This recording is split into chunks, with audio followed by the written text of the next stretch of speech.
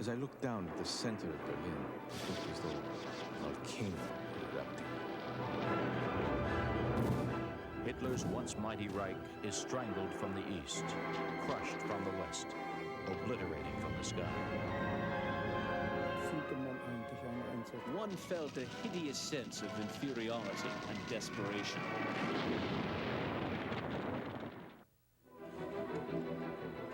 January 1945. As Allied armies close in on Germany from the west, Russia readies an overwhelming attack from the east.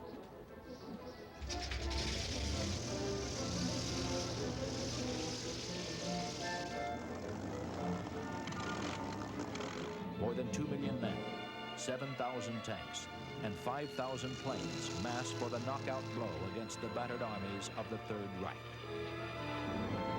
While the Red Air Force gains strength, the Luftwaffe is desperate for pilots, planes, fuel. Adolf Galland senses impending disaster. The Russians were able to build a mighty air force. They were able to maintain a strong air force. They were able to rearm in an area outside the reach of the German Luftwaffe. And they had no shortage of fuel. Luftwaffe aces, once supremely confident, see their ranks decimated. Friedrich Oeblisser, Luftwaffe. We were so low on fuel that we positioned our planes for takeoff by having them pulled by oxen in order to save fuel. This meant that each mission had to be successful.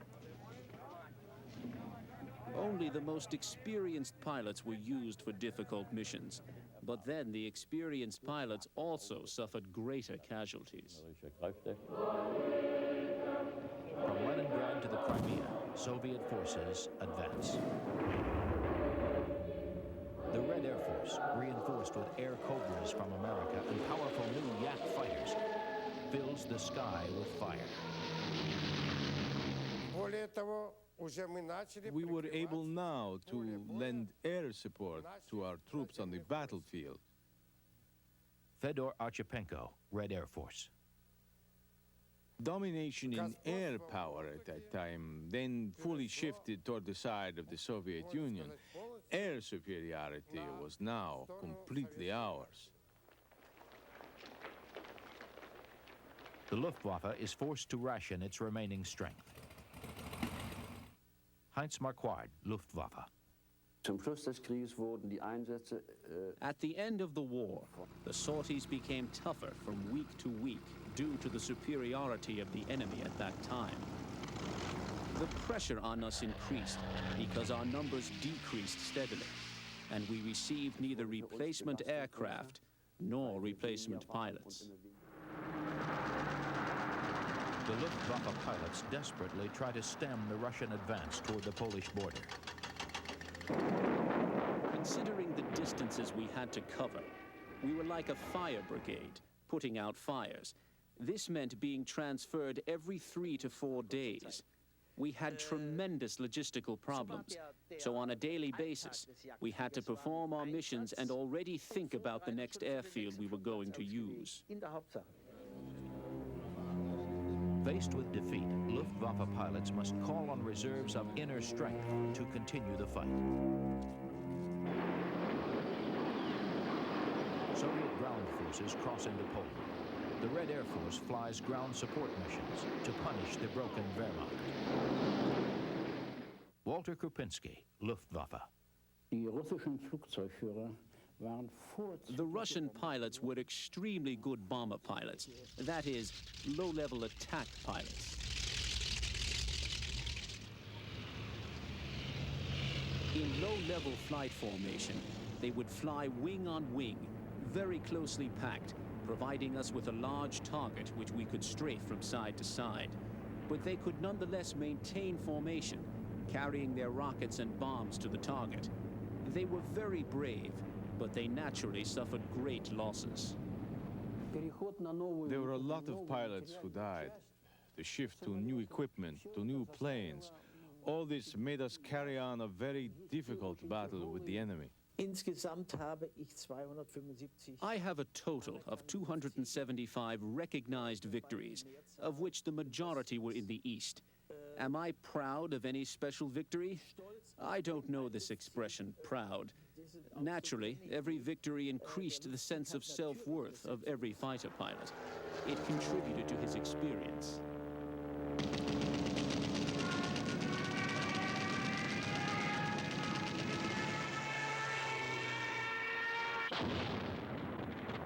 But one can't really talk of pride, because when you see what's left of your opponent on the ground, I think any emotion that there is would probably exclude the feeling of pride. By mid-January 1945, German defenses crumble outside Warsaw. Dietrich Rabach, Luftwaffe. Und ich sah dann, wie die I saw German troops being surrounded. I saw German troops retreating before the Russians, which was something I had never seen before. And I saw the encirclement worsen. And eventually, I saw how the German troops were finally bombarded with rockets and artillery fire.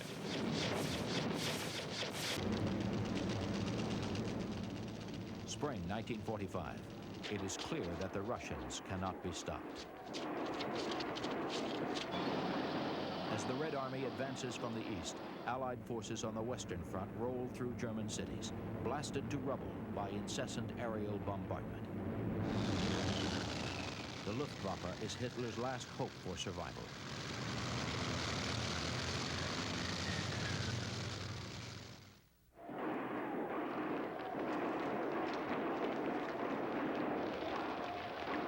Hitler commands his ground troops to fight to the death, but he orders the cream of the Luftwaffe pulled back to defend the fatherland from heavy Allied bombing raids.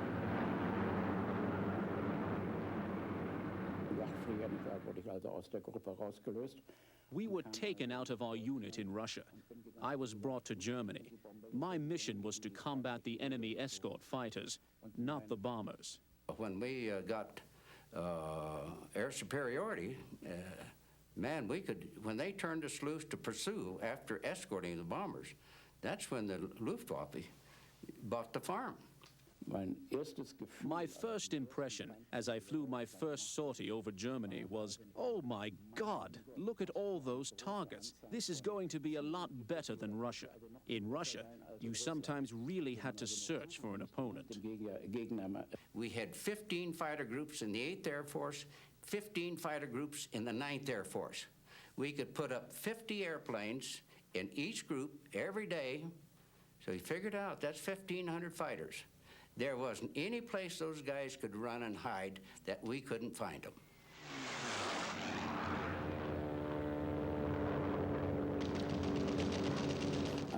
In my first sortie, I shot down 2 Mustangs. In my second, a Thunderbolt. But then it was over. In my third sortie, I was the one who had to bail out.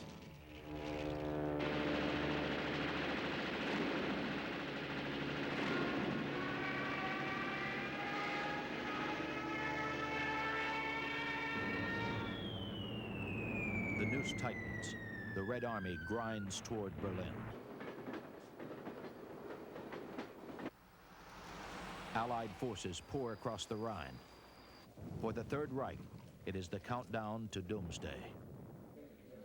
Hitler issues insane commands to phantom armies from his bunker in Berlin. And still, the Luftwaffe fights. At the end of the war, the High Command gave orders which must have been issued by non-flyers. They expected one to accomplish the impossible, which we couldn't follow. For instance, a mission without the possibility of return. You wouldn't have had enough fuel to return to the German side of the front. Those orders were luckily refused by the squadron command. The Luftwaffe sends up hastily trained young pilots. They face seasoned veterans of the Battle of Britain. Brian Kingham, RAF. The German fighter pilots were getting shot down like flies, and most of them done about 10 hours flying. So for the last few months of the war, the opposition really melted away, with the exception of 1 or 2 old hands. There were a bunch of semi-trained young men being killed. Luftwaffe aces refused to quit, even in the face of chaos.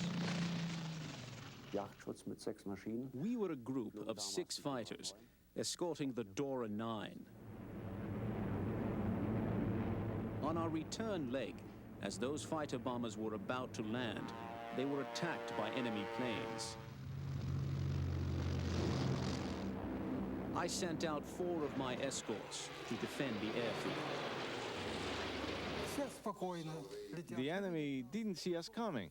They continued to fly in a very calm and relaxed manner. We also had the sun behind us. I gave the order to attack the enemy fighters simultaneously, and we attacked. 2 of them went up in flames right away, and 3 of them somersaulted around in the air after they were hit. The other fighters, who didn't even expect this, all of them dove down. Immediately, they went into a dive and left the bombers without protection, without any cover. My wingman and I attacked the enemy planes from underneath and came under fire. I was shot down, but I was able to save myself by bailing out. I celebrate that day as my birthday. Seeing your hometown reduced to rubble was motivation enough for us to fight. So we had only one mission: protect the homeland and the troops in retreat. They had unbelievable losses.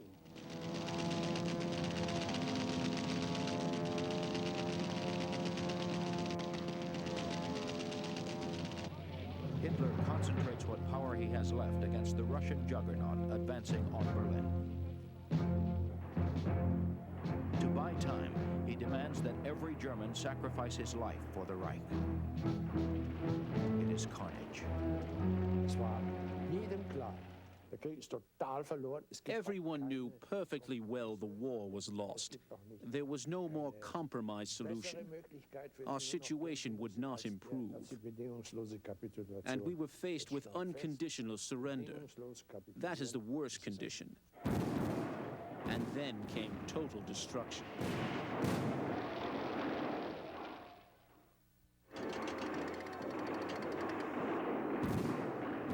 April 1945. More than 500,000 Red Army troops. Thousands of tanks. 21,000 rocket launchers and 12,000 guns rip into Berlin's last defenses. The Red Air Force hunts down Luftwaffe bombers. I must say, we really liked those planes, those bombers. We could approach them easily because they had practically no ability to fire from the back. And now they had only one machine gunner left up there, and we were coming up around him. We let off a round of machine gun fire, and they started burning. One went up in flames. The second one went up in flames. The third, the fourth. We shot down more than half of the enemy planes and lost only 7 of our Soviet fighters. April 25th, 1945. Near the town of Torgau on the Elbe River, Soviet ground forces link up with American GIs. The mood is festive.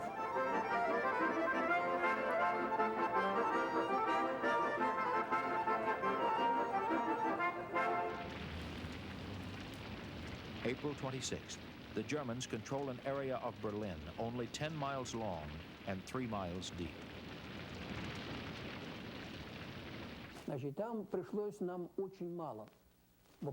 There we had very few flights because there was such a strong strike from the land forces, and it was so fast. As a result, we flew only 3 or 4 missions, light missions to escort our bombers, which were bombing Berlin.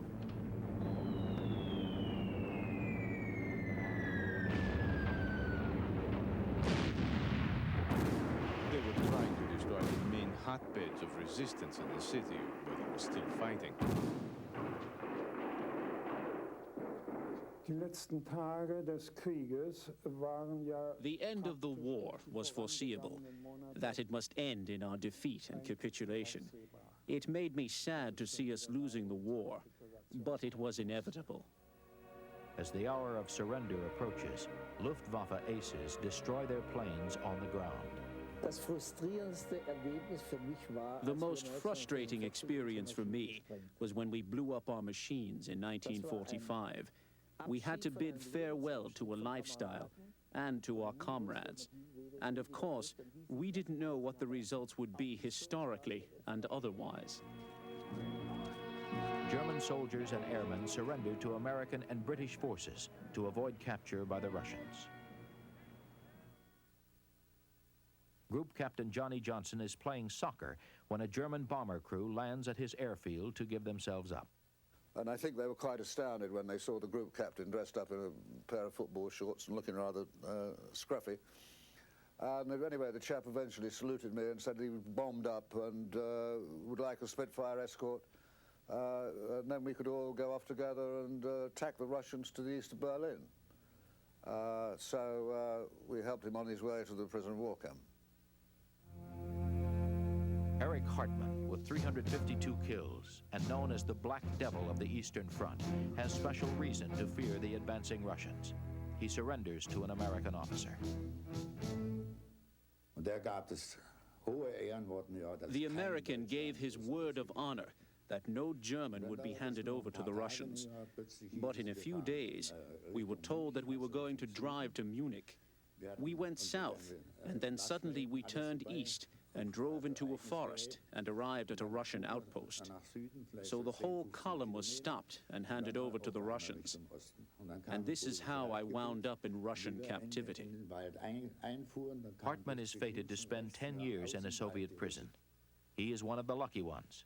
He will return home alive. April 30th, 1945. Russian troops battle to the doorstep of the Reichstag.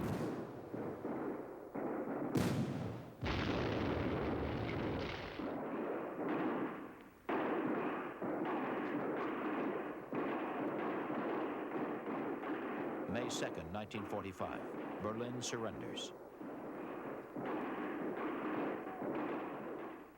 Arseny Vorozhikin enters the city on foot. We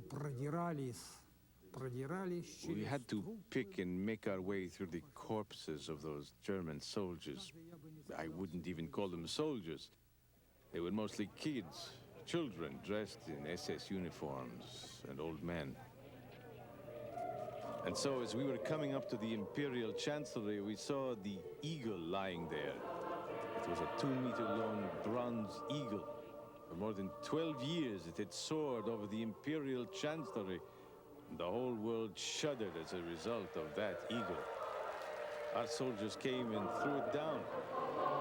And there it was now, under our feet, that eagle, a smashed lump on the ground. May 7th, 1945. Germany signs an unconditional surrender. Sergei Dolgushin, Red Air Force. My chief of staff came up and said, "Commander, we've had a coded telegram from headquarters. They say, until special orders, stop all flights." So I looked at them and said, "Okay, kids, it's the end of the war." As to what I felt, I can tell you, I simply couldn't move. I couldn't move my arms or my legs. I was a 24-year-old kid. I was used to combat. I wasn't particularly weak. Here, I just couldn't do anything. I just simply lay down flat under the wing, and the mechanic put a parachute under my head.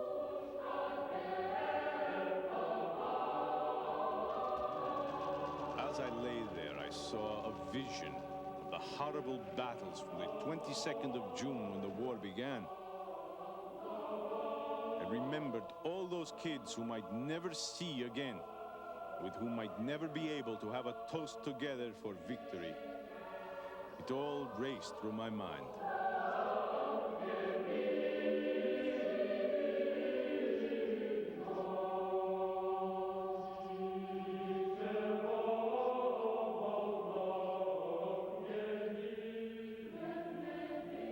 course, there was a general feeling of exultation, of triumph. Victory for which we had been waiting for nearly 4 years and for which we paid much too heavy a price.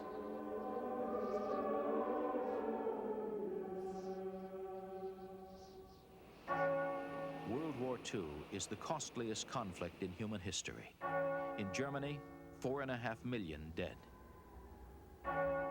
500,000 Britons dead. 300,000 Americans dead. 20 million Russians dead. More than 13 million civilians dead. So many unknown dead. So many heroes, known and unknown.